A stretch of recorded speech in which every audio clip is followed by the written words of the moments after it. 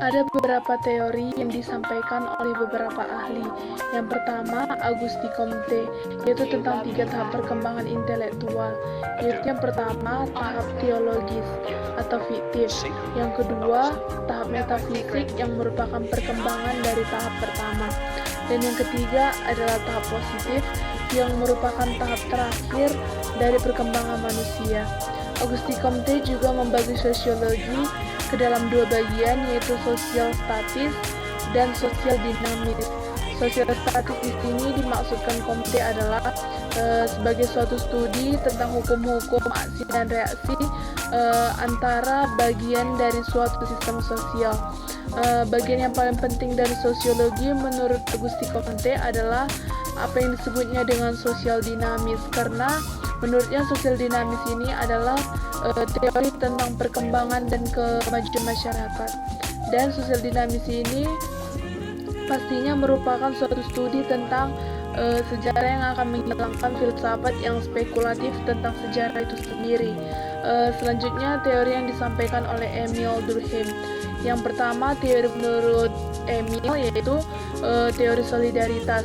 Dalam teori ini menurut Emile, dia menjelaskan kalau masyarakat modern tidak diikat oleh suatu kesamaan antara orang-orang yang melakukan pekerjaan yang sama, tetapi pembagian kerjalah yang pastinya yang akan mengikat mereka dan wajib memaksa mereka untuk bergantung antara yang satu dengan yang lain.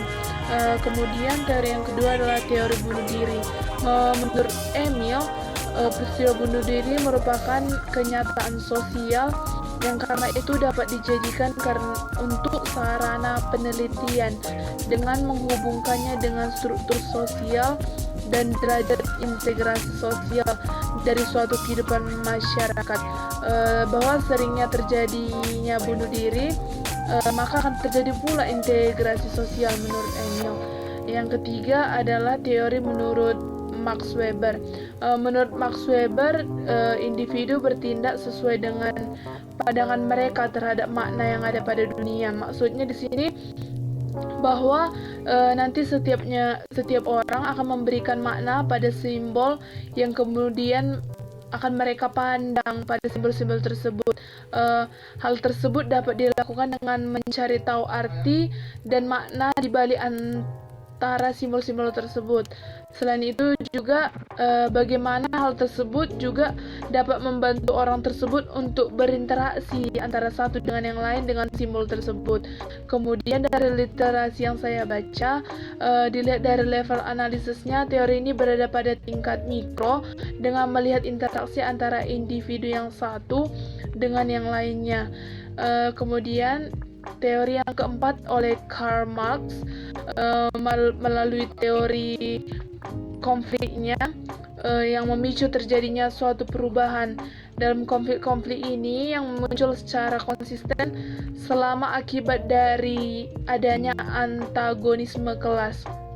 Teori ini juga menjadi lebih dipercaya orang karena melalui konsep yang dikemukakannya oleh konsep burgis dan proletar yang dikemukakan oleh Marx. Munculnya ini karena adanya kaum burgis yang melakukan penindasan terhadap kaum proletar. Kaum burgis ini dianggap kayak sebagai kaum revolusioner yang mewakili perubahan radikal pada struktur masyarakat pada saat itu. Kemudian kaum burgis ini juga dianggap menggunakan kekuasaannya dalam berbagai hal. Kemudian selain teori konflik, Marx juga mengemukakan tentang teori alienasi.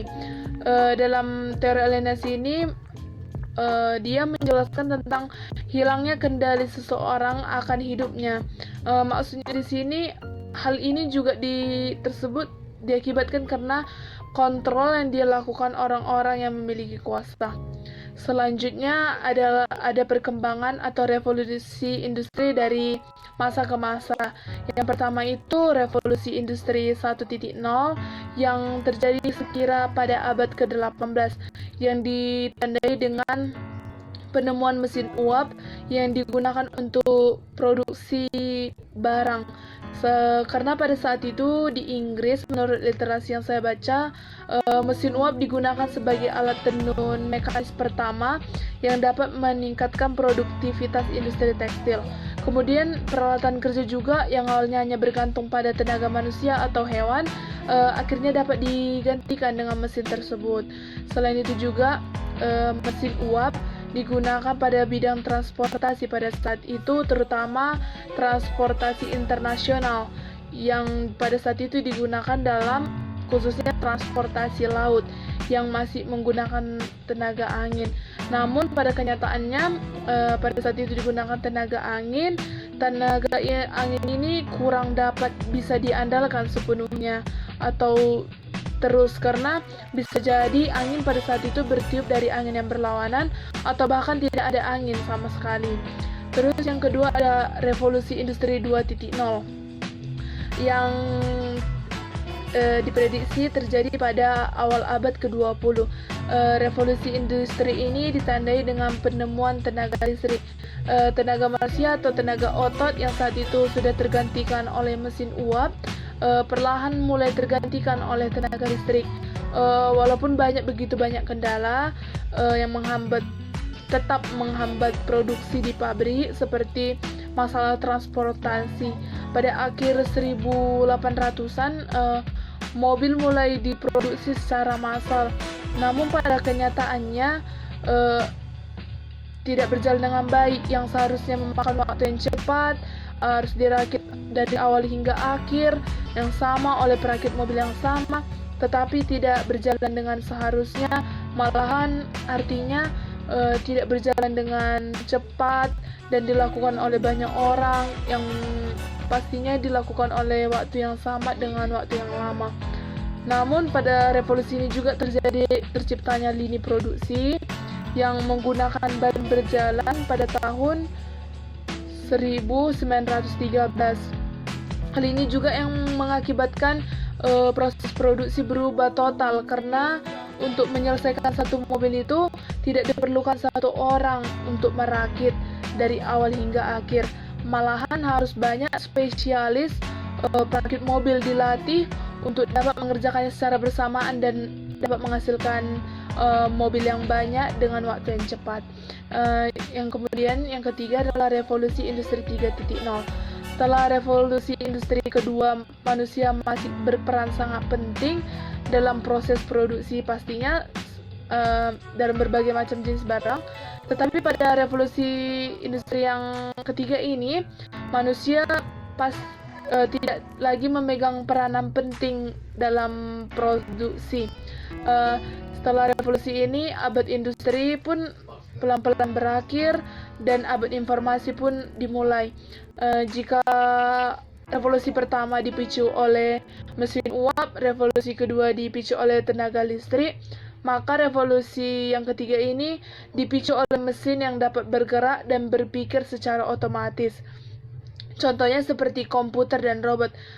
Kemajuan teknologi komputer pun berkembang sangat cepat yang ditandai dengan setelah terjadinya Perang Dunia Kedua selesai. Kemudian diikuti dengan penemuan semikonduktor, kemudian transistor, dan kemudian integrated chip atau IC, kemudian membuat ukuran komputer semakin kecil, terus listrik yang dibutuhkan juga semakin dikit, serta kemampuan berhitungnya yang semakin canggih seperti penggunaan kalkulator. Mengecilnya ukuran komputer tersebut juga membuat bisa dipasang di mesin-mesin yang mengoperasikan lini produksi. Fungsi komputer tadi pun mulai menggantikan banyak peran manusia sebagai operator dan pengendali lini produksi. Dan pada masa sekarang, yaitu revolusi industri yang 4.0, adalah revolusi yang tren sekarang di dunia industri yang menggabungkan teknologi otomatis dengan teknologi cyber. Istilah industri 4.0 ini yang saya baca berasal dari sebuah proyek dalam strategi teknologi canggih pemerintah Jerman yang mengutamakan komputerisasi pabrik. Karena pada revolusi industri 4.0 ini juga teknologi manufaktur sudah masuk pada tren otomatis dan pertukaran data.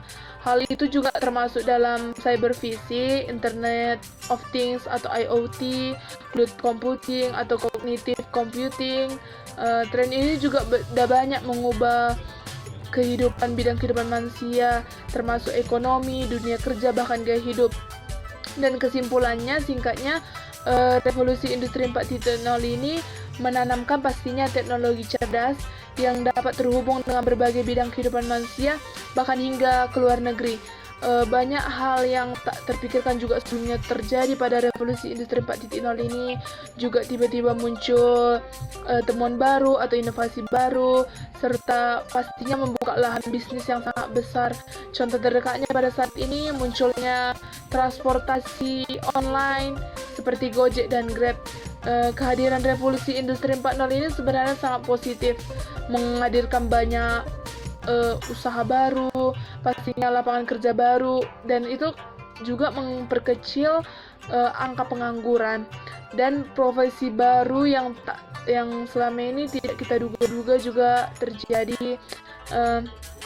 Dan seiring waktu dan tidak dapat dipungkiri, memang kehidupan manusia akan berjalan seiring dengan revolusi dan perkembangan teknologi yang akan terjadi. Terima kasih.